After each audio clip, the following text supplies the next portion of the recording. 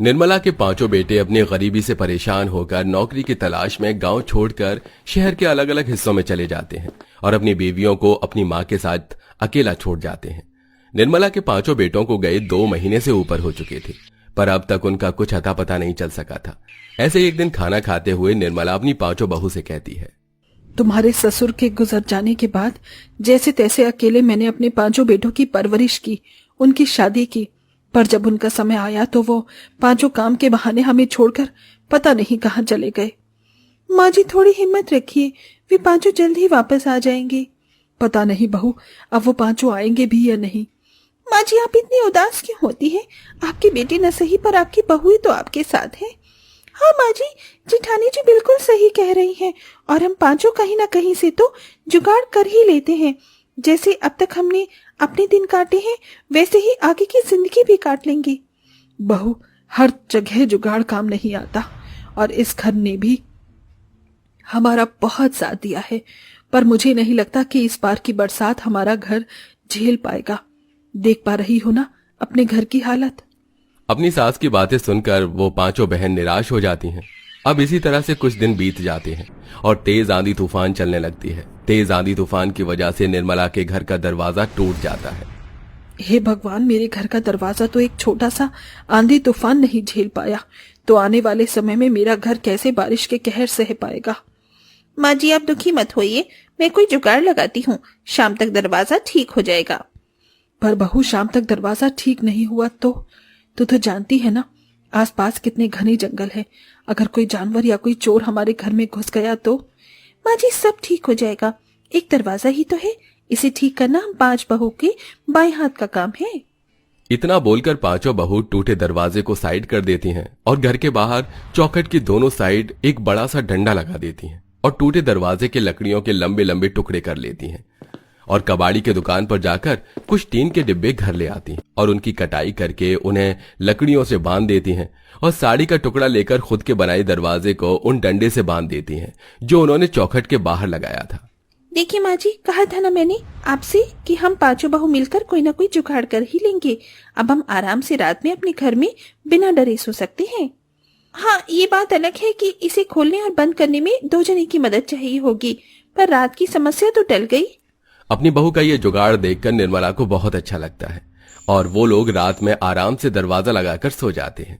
अब इसी तरह से कुछ दिन बीत जाते हैं और पांचों बहू आए दिन कोई ना कोई जुगाड़ करती ही रहती। ऐसे ही एक रोज हल्की हल्की बारिश होती है और घर की छत टपकने लगती है, जिस पर अंजलि अपनी जेठानी और देवरानी से कहती है, जेठानी जी, माँ जी बिल्कुल सही कह रही थी, इस बार हमारा घर बारिश के कहर को नहीं झेल पाएगा, हमें कोई जुगाड़ लगाना होगा। फिलहाल तो हम यही जुगाड़ लगा सकते हैं कि जहाँ से पानी टपक रहा है वहाँ बाल्टी लगा दी, क्योंकि अभी सिर्फ एक ही जगह से पानी टपक रहा है और जगह से पानी टपके उससे पहले हमें कुछ सोच लेंगे। निर्मला की पांचों बहू जहाँ से छत टपक रही थी वहां बाल्टी लगा देती हैं और बारिश के रुकने का इंतजार करती हैं। जैसे ही बारिश रुकती है वो पांचों खेत में सूखी लकड़ियां ढूंढने के लिए निकल जाती हैं, पर बारिश होने की वजह से उन्हें कहीं भी सूखी लकड़ियां नहीं मिलती।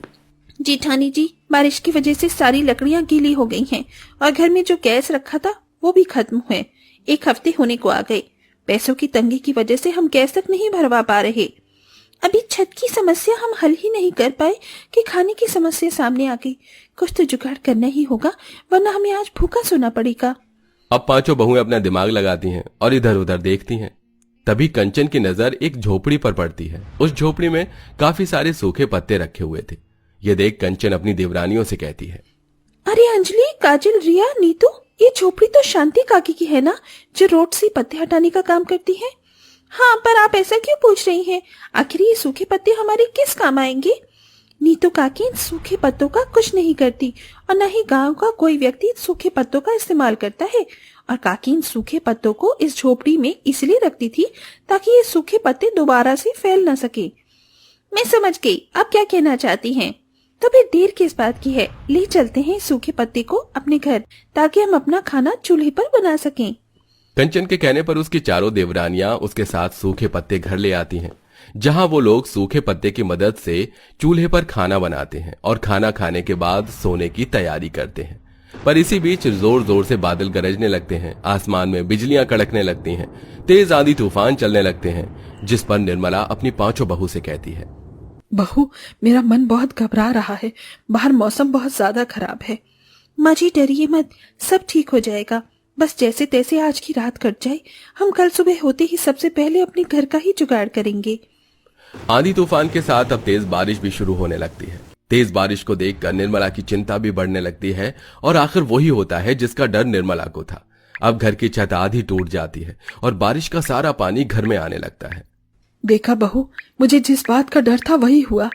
जिठानी जी, अब हम क्या करें? इतनी रात को हम बारिश में कहाँ जाए?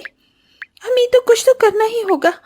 अगर हम पांचों भी हिम्मत हार जाएंगे तो फिर माँ जी को कौन संभालेगा? तुम सब डर क्यों रही हो? हमारे घर की अभी सिर्फ आधी छत टूटी है, आधी अभी बाकी है। अभी हम पांचों बहू माँ जी के साथ चौकी पर बैठ जाते हैं और सुबह होते ही कोई तरकीब लगा लेंगे। बस ये रात जैसे तैसे काटनी होगी। कंचन घर की बड़ी बहू होने के साथ साथ समझदार भी थी। वो हिम्मत नहीं हारती और वो सारे एक चौकी पर बैठकर अपनी रात गुजारते हैं। और सुबह होते ही जैसे ही बारिश रुकती है, निर्मला की चारों बहुएं चार दिशा में चली जाती हैं और निर्मला की सबसे छोटी बहू निर्मला के साथ रहती है।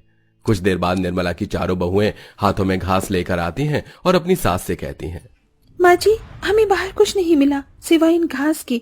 अब इन घास से ही हमें कुछ करना होगा। पर बहू, इन घास से क्या होगा? माँ जी, अब इस घास से ही हम अपने घर की नई छत बनाएंगे। आप बस देखते जाइए। काजल, तुम अंजलि के साथ ढेर सारी मिट्टी लेकर आ जाओ और नीतू, तुम जितना ज्यादा हो सके उतना पानी लेकर आ जाओ। और रिया, तुम मेरी मदद करो।